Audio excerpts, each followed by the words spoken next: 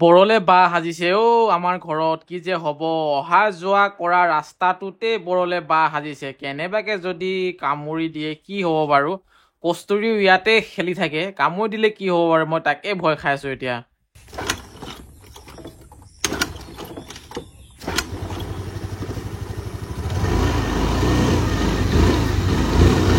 বল বল বল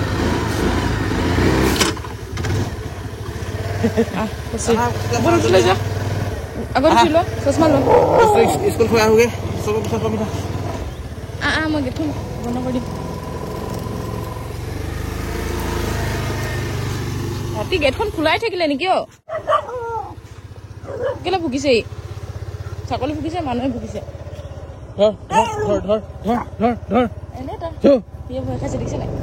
এই ছাগলীয়ে খেদে তাক কষ্টৰিক স্কুলত থৈ সাপ্তাহিক বজাৰ এখনলৈ অকণমান আহিলোঁ সেউজীয়া বস্তু ল'বলৈ এয়া চজিনা পাত দেই ল'ব লাগিব আৰু এটা লাও লৈ ল'লোঁ একদম তাজা তাজা বাহিৰে বাহিৰে জিম আহি গ'লো ঘৰলৈ নাই যোৱা আৰু সময়টো এতিয়া ৰাতিপুৱা 7:30 বাজিছে আনকালে পাছবেলা আহিছিলোঁ মানে সন্ধিয়া আহিছিলোঁ বিৰাট গৰম চলি আছিলে তামাম গৰম চলি আছিলে কিন্তু ৰিচেণ্টলি এইকেইদিন অলপ বৰষুণ দিছে ঠাণ্ডাও নামিছে বাৰু তথাপিও মানে ৰাতিপুৱা আহিছোঁ আৰু সময়টো মিলাই ভাল লাগিছে আজি সাপ্তাহিক বজাৰত যাওঁতে চিনাকি বাইদেউ এজনীয়ে আমাক কষ্টুৰিৰ বাবে মাকৈ কেইটামান দি পঠাইছিলে মাকৈ এনেকুৱা গুচোৱা মাকৈ এতিয়া ধুনীয়াকে এই কুকাৰটোত মানে তেল অকমান দি পিনে বনাব লৈছে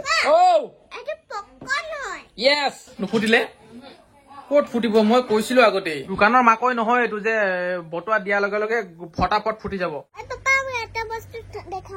ক'ত কোনফালে কি আছে হা কি বস্তু বল এইটো বৰল বাহ আৰে ঘৰৰ ভিতৰত লৈছে কুন্দু বৰলে বা বাহিৰত লৈছে হালধীয়া বৰলটোৱে বা কি বই এতিয়া যদি কামুৰি দিয়ে ধোঁৱা ধোঁৱাৰ পৰা খেদাব লাগিব নেকি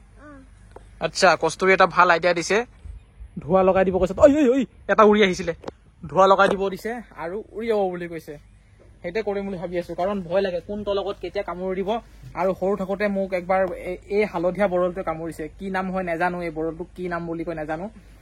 এয়া হাততে মোক কামুৰি দিছিলে আৰু 3 দিনলৈকে হাতখন ফুলি আছিলে ইয়াতে কামুৰিছিলে ইয়াতে কামুৰিছিলে এতিয়াতো ফুটাটো নাই বহুত সৰুতে কামুৰিছিলে মোৰ 7-8 বছৰমান হৈ থাকোতে কামুৰিছিলে তেতিয়াৰ পৰা এই বৰলটো মোক দেখিলে ভয় লাগে আৰু এইটো হৈছে আমাৰ অহা যোৱা কৰা ৰাস্তা আৰু ওপৰতে আছে বৰলৰ বাহটো ভিতৰত আছে কুন্দু বৰল তাত বাৰু ইমান এটা বৰল নাই অকল বাহটো সাজিলে কিন্তু বৰল একেবাৰে এটা বা দুটাহে থাকে ডাঙৰ হোৱা নাই বাৰু ডাঙৰ হলে মানে মই ভাঙি দিম বুলি ভাবি আছিলো আৰু বৰলো নাই প্ৰায় আৰু এনেকে মৰমতে বান্ধিবলৈ দি থাকিবলৈ দি পাছত কি হৈ যায় ডাঙৰকে বাহটো সাজি দিয়ে ডাঙৰকে খান্দানো ডাঙৰ হৈ যায় তাৰপিছত ভাঙিবলৈ ভয় হৈ যায় অহা যোৱা কৰা ৰাস্তাতে বাহটো সাজিছে নহয় কেনেবাকে কেতিয়াবা দি দিলে মানে চেচ আৰু এয়া চাওকচোন ভিতৰলৈকে সাজিছে চাব দেই মই দেখুৱাই দিছো আপোনালোকক মানে বাহটো ইমান মানুহলৈকে পুৰা দীঘলকে ভিতৰত বনাই লৈছে মালটো এয়া চাওক দুদিন আগত সৰু আছিলে এতিয়া দেখিলো বহুত ডাঙৰ হৈ গৈছে গছ পুলি এডাল ৰুইছিলো কেইদিনমান আগতেই আজি দেখিলো গৰুৱে গোটেই মানে গছ পুলিডাল ভাঙো কৰি থৈ দিছে এইটোৱেটো হৈছে মেইন সমস্যাটো গছ পুলি ৰোৱাটো ডাঙৰ কথা নহয় কিন্তু তাক আপডাল কৰাটোহে ডাঙৰ কথা ইমান ধুনীয়াকে ৰুই থোৱাৰ পাছতো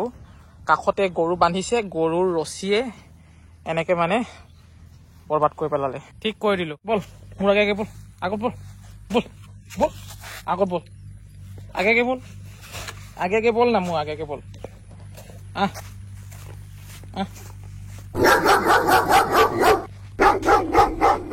এই বস্তুটো মই বিচাৰি আছিলো এইটো জ্বলাই দিম এতিয়া ধোঁৱা ওলাই দিম বৰল খিনি খেদিব লাগিব নহলে এতিয়াই মোক কামুৰিব লৈছিলে একদম চুলিতে সোমাই গৈছিলে জ্বলাটো জ্বলি গ'ল এতিয়া দিবলৈহে ভয় লাগিছে হেলমেট পিন্ধি লৈছো কম্বল লৈ লৈছো গাত যাতে খুটি নিদিয়ে আৰু এই লাম্বা লাঠি এডাল লৈ লৈছো আৰু আগফালে কণী বাকলিটো মই এনেকে জ্বলাই লৈছো এতিয়া ধোঁৱাটো লগাই দিম যাতে বৰলখিনি পলাই যায় পলাই গ'ল চব পলালে কি কৰি আছ মটৰৰ পাইপটো গোটেই ফাটি গ'ল জেগাই এতিয়া নতুন এটা কিনিবলৈও 800-900 টকা লাগিব কাৰণ এই পাইপডাল মানে অকমান দামী হয় দামী হোৱাৰ কাৰণে অকমান দিনো গৈছে বাৰু কিন্তু কি হ'ল ঠাণ্ডাৰ দিনত ফাটি যায় আপোনালোকে হয়তো জানে চাগে ঠাণ্ডাৰ দিনত মটৰৰ পাইপবিলাক একেবাৰে চিচা নিচিনা হৈ যায় অকমান বেকা হলে ভাঙি যায় বোলে ফাটি যায় আমাৰ সেই গতি হৈছে এইটো চাওক ওচৰৰ পৰা দেখাই দিছেনে এবাৰ দেখিছেনে এইটো কেনেকে এনেকে দীঘলকে ফাটি গৈছে এতিয়া বেলেগ পাইপ কিনাৰ কোনো প্ৰয়োজন নাই বুলি ভাবো মই এনেকুৱা যদি আপোনালোকৰ ব্লেক টেপ বা এনেকুৱা ধৰণৰ হোৱাইট টেপ যদি থাকে নহয় মাৰি দিব ধুনীয়াকে চলি যাব এতিয়া আমি গৈ আছো মুভি চাবলৈ এতিয়া আমি চিনেমা হলটো বিচাৰি গৈ আছো ফাইনেলি হলটো বিচাৰি পাই গলোহি এবাৰ আহিছিলো যদিও মানে ভালকে মনত নাছিলে কোনখিনি ঠাইত আছিলে একজেক্ট চিনেমা হলটো এইটো ধেমাজিৰ চিনেমা হল হয় আৰু 10 মিনিট অপেক্ষা কৰিব লাগিব বহিবি নেকি বহি ল এই মুহাটোতে গছৰ টুকুৰা